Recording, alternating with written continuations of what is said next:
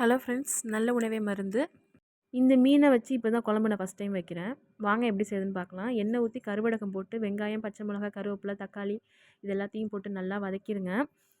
இந்த குழம்புக்கு நான் தேங்காய் அரைச்சி ஊற்றாமல் மசாலா கையில் தான் ரெடி பண்ணியிருந்தேன். ஒரு பாத்திரத்தில் உப்பு, மஞ்சள்தூள், மிளகாத்தூள், மல்லித்தூள் இது எல்லாமே உங்களுக்கு தேவைக்கேற்ப எடுத்துகிட்டு கொஞ்சம் கொஞ்சமாக தண்ணி ஊற்றி இந்த மாதிரி கொஞ்சம் கெட்டியாக பிசைஞ்சு வச்சுக்கோங்க.